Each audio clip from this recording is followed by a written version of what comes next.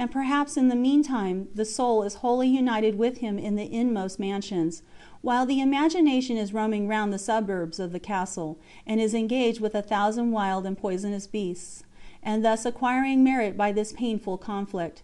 We should not therefore trouble ourselves, nor give up our prayer, for it is the devil's object to induce us to do so.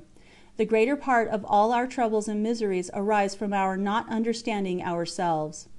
While I am writing these words, and considering the great noise which, as I said in the beginning, runs in my head, so that I consider it almost impossible to finish what I am commanded to write, methinks there are within it many vast rivers, and on the other side of these waters, that several little birds hang chirping.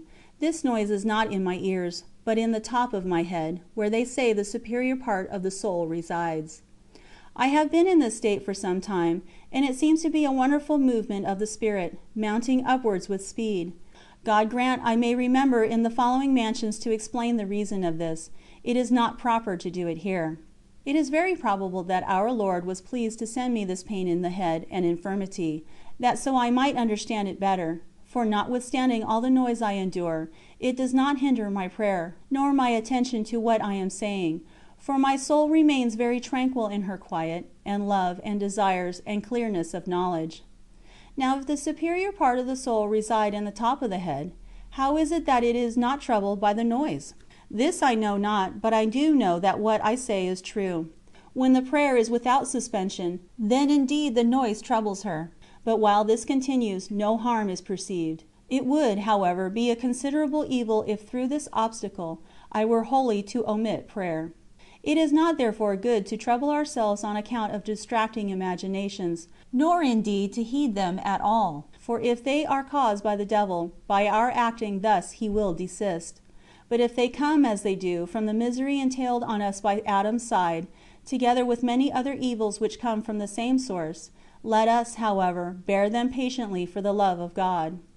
We are likewise, without our being able to help it, subject to eating and sleeping, which is a great affliction. Let us acknowledge our misery, and desire to be there, where no one can despise us, for I remember having sometimes heard what the spouse in the Canticles has said to this effect. Indeed, I find nothing in this life, concerning which words can be said with more truth, since all the contempts and crosses which happen to us in this world seem not, in my opinion, to be in any way compared with these inward conflicts. Any exterior trouble or war may be endured, provided we can find peace where we live, as I have said before. But that we should find rest from 1,000 troubles which are in the world, and that our Lord should be pleased to prepare such a rest for us, and afterwards that we should find these difficulties, is indeed a very painful and almost insupportable cross. Bring us, therefore, O Lord, to that place where these miseries cannot delude or attack the soul, as they sometimes seem to do, though even in this life our Lord delivers her from these, when she has arrived at the last mansion, as I shall explain if God wills me to do.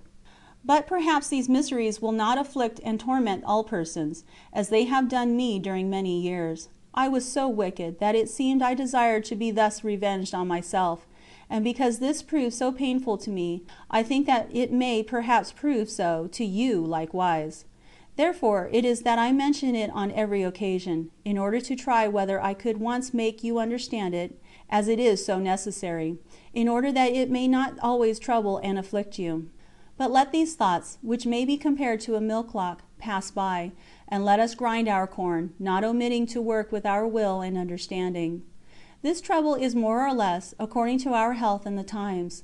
The poor soul may suffer, though without any fault herein, since we do other things, for which it is but proper we should practice patience, and because that which we read and are advised to do is not sufficient, viz., to induce us to pay no attention to these thoughts, us, especially, who know but little. I think that is not all lost time which is spent in some further explanation of it, and in comforting you in this particular. But little good can be done till our Lord is pleased to give us light. It is necessary, however, and it is His Majesty's pleasure also, that we should use the means which may help us. Let us endeavour to understand ourselves, and not blame the soul for that which is only caused by a weak imagination, by nature, and the devil. End of the Fourth Mansion, Chapter 1.